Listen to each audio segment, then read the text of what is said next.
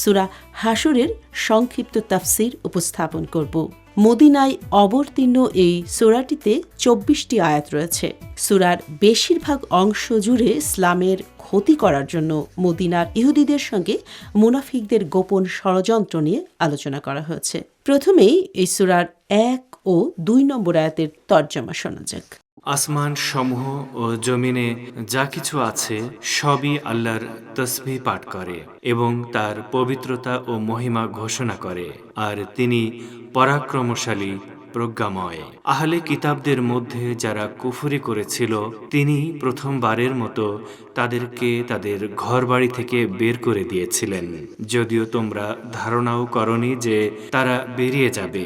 আর তারা নিজেরা ধারণা করেছিল যে তাদের দুর্গগুলো তাদেরকে আল্লাহর আযাব থেকে রক্ষা করবে, কিন্তু আল্লাহর আযাব এমন এক দিক থেকে আসলো যা তারা কল্পনাও করতে পারেনি, এবং তিনি তাদের অন্তরসমূহে ত্রাসের সঞ্চার করলেন। ফলে তারা তাদের ঘরবাড়ি আপন হাতে ও মুমিনদের হাতে ধ্বংস করতে শুরু করল। অতএব হে দৃষ্টিমান লোকেরা, তোমরা উপদেশ গ্রহণ করো। মহান আল্লাহর তসবিহ বা প্রশংসা দিয়ে সূরা হাশর শুরু হয়েছে এবং এখানে আল্লাহ তাআলার দুটি গুণবাচক নাম মহাপরাক্রমশালী ও প্রজ্ঞাময় ব্যবহার করা হয়েছে। এর মাধ্যমে একথা বোঝানো হয়েছে যে শত্রুরা যত বড় ষড়যন্ত্রই করুক না কেন, তা আল্লাহর জ্ঞানের বাইরে নয় এবং তিনি চাইলে সে ষড়যন্ত্র ব্যর্থ হবে। ঐতিহাসিক দলিল অনুযায়ী মদিনা শহর ও এর আশেপাশে ৩টি ইহুদি গোত্র বসবাস করত। এগুলো ছিল বনু নাজির, বনু কুরাইজা ও বনু কাইনুকা। আল্লাহর রাসূল হযরত মুহাম্মদ সাল্লাল্লাহু আলাইহি ওয়াসাল্লাম মদিনায় হিজরত করার পর ওই ৩ গোত্রের সঙ্গেই অনাক্রমণ চুক্তি করেন।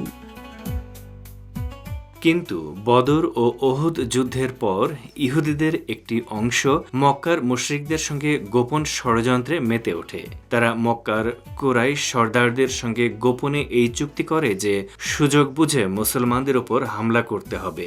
হযরত জিবরাইল আমিনের মাধ্যমে রাসূলুল্লাহ সাল্লাল্লাহু আলাইহি ওয়াসাল্লাম ইহুদিদের চুক্তি ভঙ্গ করার কথা জেনে যান এবং বনু নাজিরের বিরুদ্ধে হামলা চালানোর জন্য মুসলমানদের প্রস্তুত হয়ে যেতে বলেন।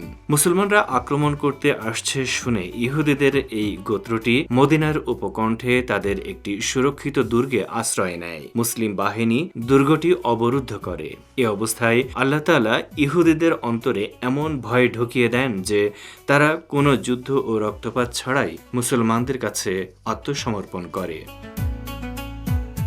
এবারে সূরা হাশরের ৩ থেকে ৫ নম্বর পর্যন্ত আয়াতের তর্জমা শোনা যাক। আল্লাহ তাদের নির্বাসনের সিদ্ধান্ত গ্রহণ না করলে অবশ্যই তাদেরকে এই পৃথিবীতেই অন্য শাস্তি দিতেন, আর পরকালে তো তাদের জন্য রয়েছে জাহান্নামের আযাব।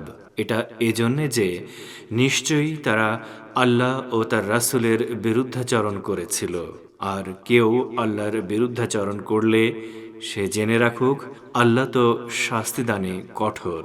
হে মুসলমানগণ, তোমরা যে খেজুর বৃক্ষগুলি কর্তন করেছ অথবা যেগুলি কাণ্ডের উপর স্থির রেখে দিয়েছ, তা তো আল্লাহরই অনুমতিক্রমে। এটা এজন্য যে আল্লাহ চেয়েছিলেন পাপাচারীদেরকে লাঞ্ছিত করতে। বানু নাজির গোত্রের ইহুদিরা আত্মসমর্পণ করার পর তাদেরকে মদিনা থেকে বহিষ্কারের সিদ্ধান্ত গ্রহণ করা হয়। ফলে এই ইহুদি গোত্রটি যুদ্ধবিগ্রহ, রক্তপাত ও বন্দিদশার মতো জানমালের ক্ষতি থেকে মুক্তি পায়, অর্থাৎ পার্থিব জগতের শাস্তি থেকে তারা প্রাণে বেঁচে যায়। কিন্তু আল্লাহ বলেছেন পরকালে তাদের শাস্তি সংরক্ষিত থাকবে। ইসলামের সংস্কৃতিতে অতি জরুরি কাজ ছাড়া গাছ কাটা কিংবা জঙ্গল উজাড় করা বৈধ নয়। যেমন মুসলিম যোদ্ধাদের চলার পথে কোনো গাছ বা জঙ্গল প্রতিবন্ধকতা সৃষ্টি করলে তখন গাছ কাটার অনুমতি আছে, তবে তা হতে হবে আল্লাহর রাসূল বা অন্য কোনো দায়িত্বশীলের অনুমতিক্রমে। ইহুদিদের দুর্গ জয় করার অভিযানে মুসলিম যোদ্ধাদের জীবন বাঁচাতে রাসূলুল্লাহ হযরত মুহাম্মদ সাল্লাল্লাহু আলাইহি ওয়াসাল্লামের অনুমতিক্রমে দুর্গের আশেপাশের কিছু খেজুর গাছ কেটে ফেলা হয়। এবারে সূরা হাশরের 6 ও 7 নম্বর আয়াতের তর্জমা শোনা যাক। আল্লাহ ইহুদিদেরকে তাদের ঘরবাড়ি থেকে বিতাড়ন করে বিনা যুদ্ধে যে সম্পদ তার রাসূলকে দিয়ে দিয়েছেন তাতে তোমাদের কোনো অংশ নেই, কারণ তা অর্জনের জন্য তোমরা কোনো পরিশ্রম করনি, কিংবা তার জন্য তোমরা ঘোড়া ছোটাওনি এবং উঠো নয়, বরং আল্লাহ তার রাসূলগণকে যার উপর ইচ্ছা কর্তৃত্ব দান করেন, আর আল্লাহ সর্ববিষয়ে সর্বশক্তিমান।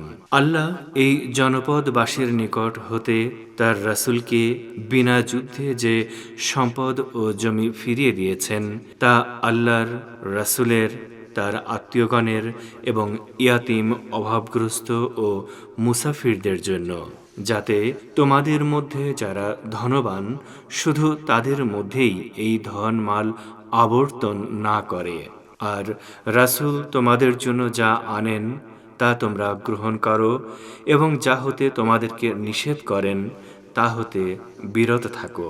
তোমরা আল্লাহর নাফরমানি থেকে বিরত থাকো। নিশ্চয়ই আল্লাহ শাস্তিদানে কঠোর। মদিনার ইহুদিরা যুদ্ধ ও রক্তপাত ছাড়াই মুসলমানদের কাছে আত্মসমর্পণ করে এবং মদিনা থেকে বিতাড়িত হয়। এ সময় মুসলমানদের কেউ কেউ এ দাবি তোলেন যে ইহুদিদের রেখে যাওয়া জমি জমা ও সম্পদ গনিমাতের মাল হিসেবে সবার মধ্যে বন্টন করে দেওয়া হোক।